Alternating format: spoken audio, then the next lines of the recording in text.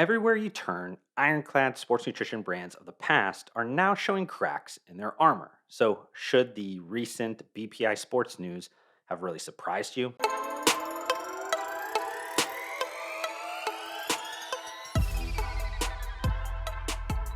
Let's just rip the band-aid off quickly for those that haven't already read the headlines. On September 18th of 2023, BPI Sports filed voluntary petitions for protection under Chapter 11 of the Bankruptcy Code. Bankruptcy. Yikes. That word alone creates an instant negative reaction in our minds, right? The fact is that bankruptcy is highly misunderstood and automatically gets tons of negativity placed on it. Now, I'm not going to give you the dense business school run through, as I'm sure there's tons of Google machine or chat GPT queries that can help you if you care that much. But just understand that there is a ton of different bankruptcy types. The two forms of bankruptcy that most people are familiar with, yet incorrectly combine, is Chapter 7 and then Chapter 11. Chapter 7 is a total liquidation and is the most common type of bankruptcy for individuals. Typically, businesses don't file Chapter 7 because that type of bankruptcy won't keep the company operational. Instead, most businesses file for Chapter 11 bankruptcy, which is essentially a reorganization plan that both the court and the creditors must approve. Also, because the bankrupt business stays operational during this process, it almost always requires them to secure what they call a debtor in possession or DIP financing.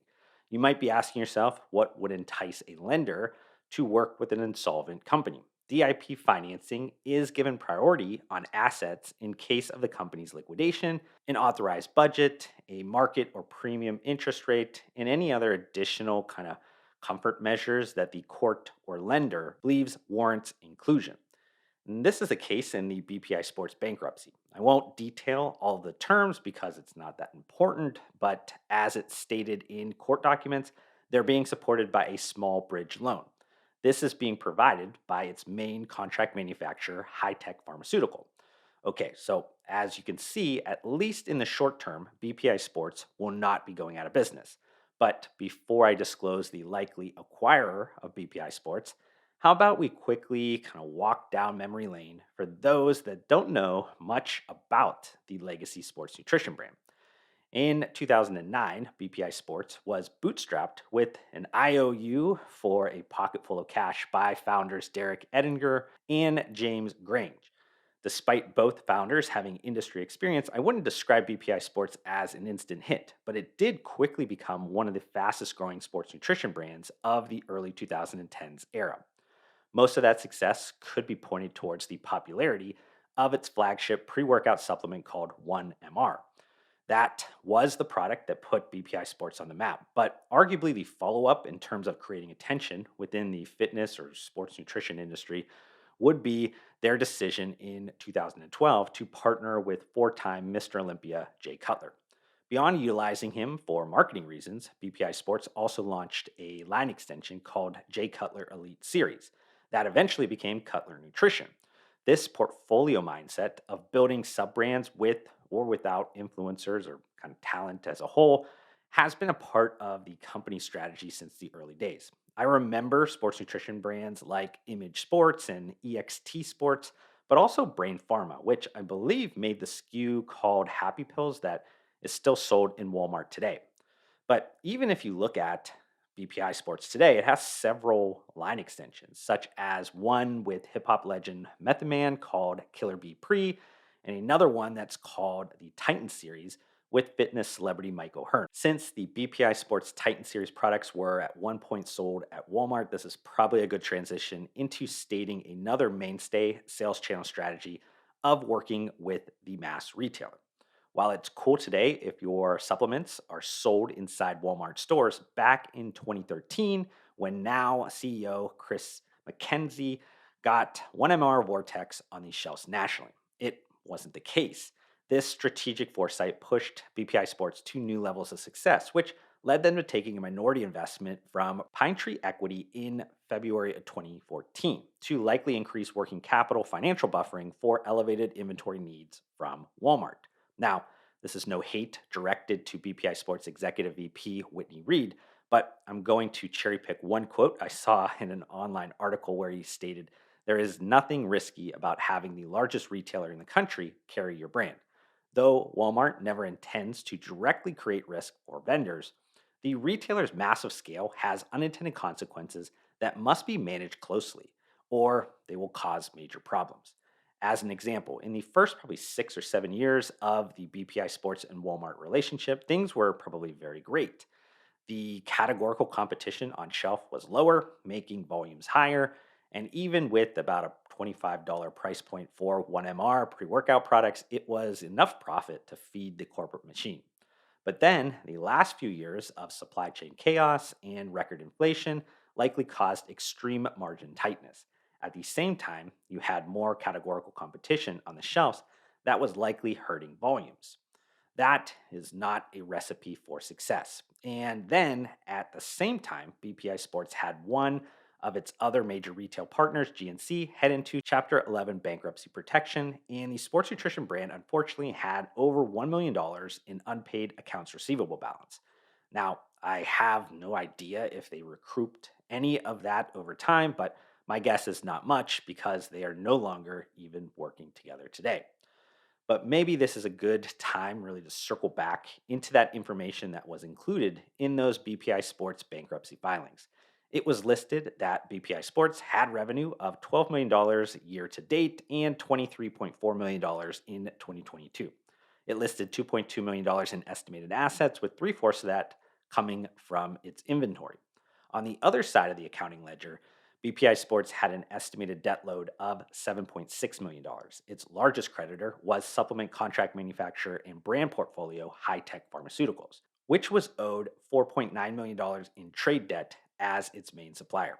And this kind of brings us back to that earlier comment about the likely acquirer of BPI Sports. In its case summary, BPI Sports stated it negotiated a restructuring agreement with High Tech Pharmaceuticals that will convert its remaining debt to 100% of equity in the legacy sports nutrition brand.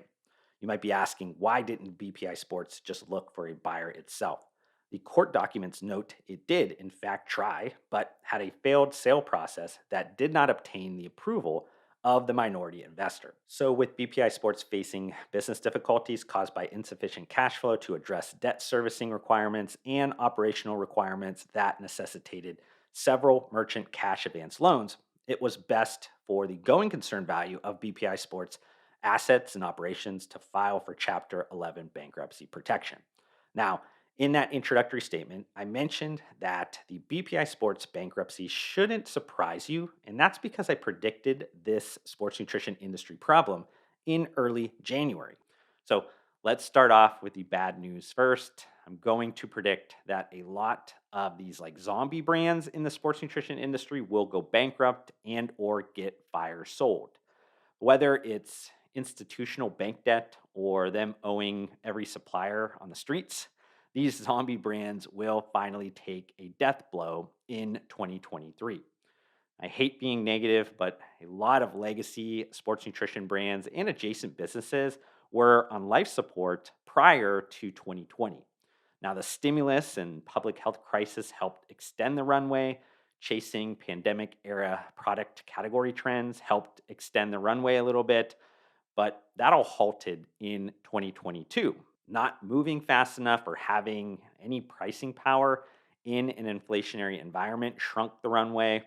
Interest rates going up shrunk the runway. Normalization of supplement usage shrunk the runway. So, not everybody and their mother are taking supplements anymore. It's now kind of moving back to normalcy. Economic uncertainty affecting consumer spending will even further shrink the runway. And I can go on, but you kind of see where this is going. But I'm going to let you in on a not so little secret within the supplement industry.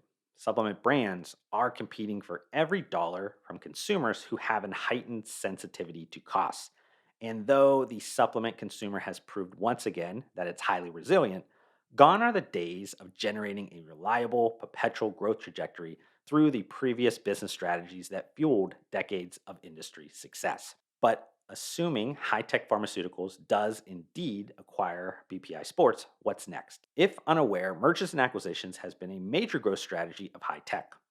I recently saw there was more than 15 over the last 2 decades on all sides of the supplement industry. High tech made consolidation moves on the supply side with other contract manufacturers, acquired finished good brands like EAS, USP Labs, and APS Nutrition, just to kind of name a few, but even bought an e commerce retailer like Supplement Warehouse. I say all this because resources and assets at high tech are actually quite substantial. But don't misinterpret that statement as me saying that high tech will try to transform BPI sports back to its early 2010s glory days. In my opinion, high tech primarily focuses on extending the product life cycle of the 1MR pre workout hero SKU family and keeps the Walmart relationship going strong. They will cut the rest of the fat in terms of the product portfolio, strategic partnerships, and operational costs. So, while the efforts of current leadership to broaden the appeal of BPI sports and move away from the one dimensional niche of yesteryear was admirable, I think high tech reverses out of those endeavors. Moreover, I'd guess they double down on the brand's roots and put forth a more efficient marketing plan that targets its most loyal customer base, bodybuilding and fitness fans. But I hope you enjoyed this YouTube video. If you did, consider hitting the like button to support me. Also, help me get to my new short term goal of 3,000 subscribers by hitting that subscribe button. I'd love to see you join me on this journey, but we need to fix the fact that basically 80% of you that are watching this YouTube video right now are not subscribed to my channel. And that makes me extremely sad. But I do want to thank you for tuning in, and I'll see you in the next one.